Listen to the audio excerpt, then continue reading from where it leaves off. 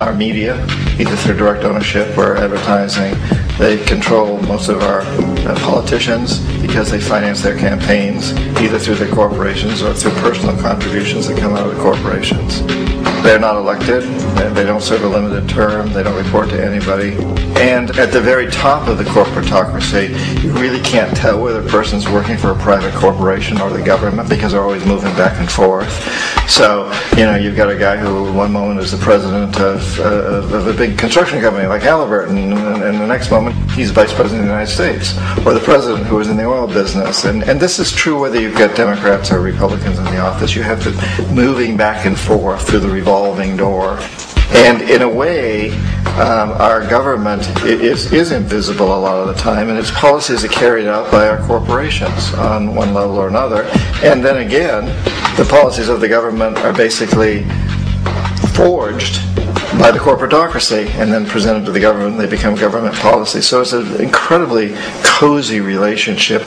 This isn't a conspiracy theory type of thing. These people don't have to get together and plot to do things. They all basically work under one primary assumption, and that is that they must maximize profits regardless of the social and environmental costs.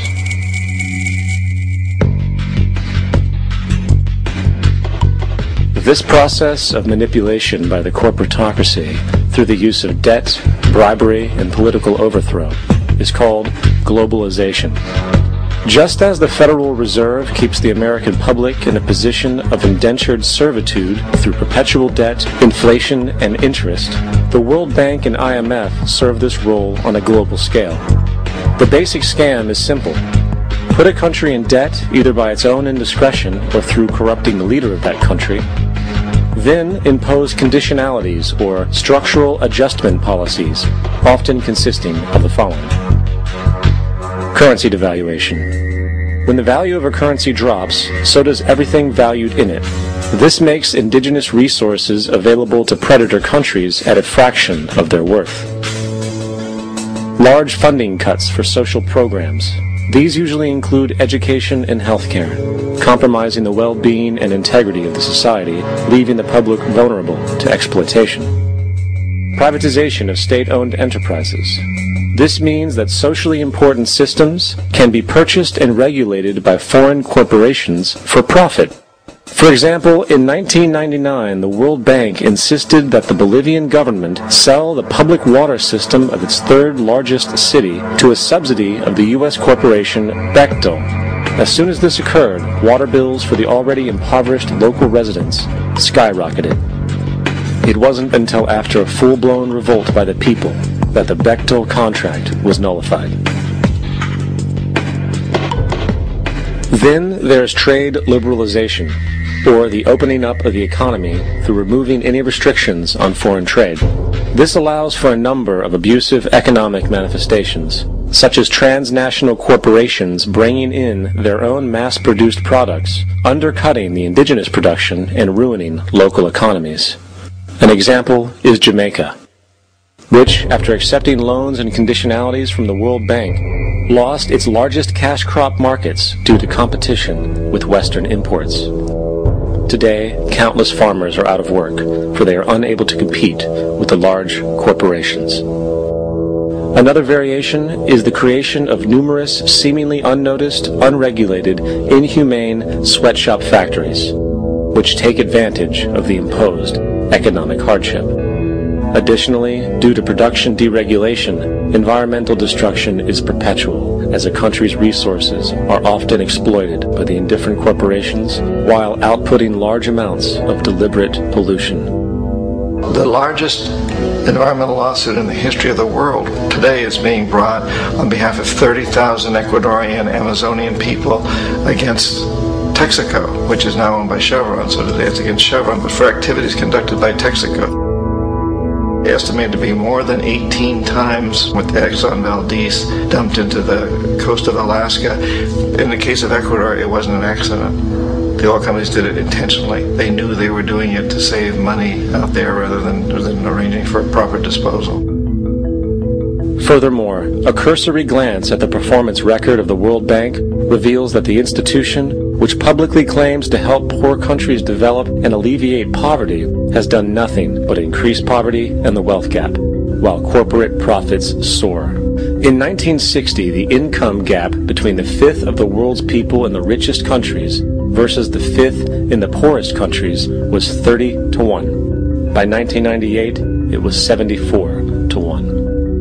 While global GNP rose 40% between 1970 and 1985, those in poverty actually increased by 17%. While from 1985 to 2000, those living on less than $1 a day increased by 18%. Even the Joint Economic Committee of the U.S. Congress admitted that there is a mere 40% success rate of all World Bank projects. In the late 1960s, the World Bank intervened in Ecuador with large loans. During the next 30 years, poverty grew from 50% to 70%. Under or unemployment grew from 15 to 70%. Public debt increased from 240 million to 16 billion, while the share of resources allocated to the poor went from 20% to 6%. In fact, by the year 2000, 50% of Ecuador's national budget had to be allocated for paying its debts. It is important to understand the World Bank is, in fact, a U.S. bank supporting U.S. interests. For the United States holds veto power over decisions, as it is the largest provider of capital. And where did it get this money? You guessed it. It made it out of thin air through the fractional reserve banking system. Of the world's top 100 economies, as based on annual GDP, 51 are corporations, and 47 of that 51 are U.S.-based. Walmart, General Motors, and Exxon are more economically powerful than Saudi Arabia, Poland, Norway, South Africa, Finland, Indonesia, and many others. And as protective trade barriers are broken down, currencies tossed together and manipulated in floating markets, and state economies overturned in favor of open competition and global capitalism, the empire expands.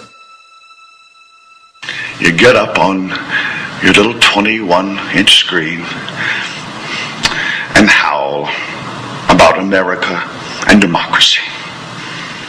There is no America. There is no democracy. There is only IBM and ITT and AT&T and DuPont, Dow, Union Carbide, and Exxon. Those are the nations of the world today. What do you think the Russians talk about in their councils of state? Karl Marx? They get out their linear programming charts, statistical decision theories, Minimax solutions, and compute the price-cost probabilities of their transactions and investments, just like we do. We no longer live in a world of nations and ideologies, Mr. Beale. The world is a college of corporations, inexorably determined by the immutable bylaws of business. The world is a business, Mr. Beale.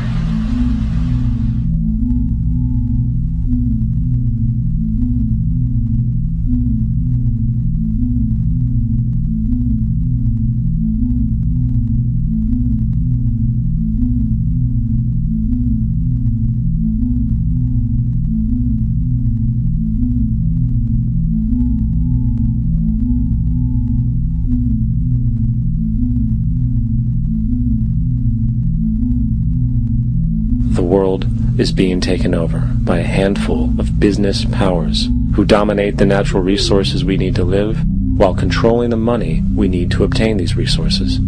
The end result will be world monopoly, based not on human life, but financial and corporate power. And as the inequality grows, naturally more and more people are becoming desperate. So the establishment was forced to come up with a new way to deal with anyone who challenges the system. So they gave birth to the terrorist. The term terrorist is an empty distinction, designed for any person or group who chooses to challenge the establishment. This isn't to be confused with the fictional Al-Qaeda, which was actually the name of a computer database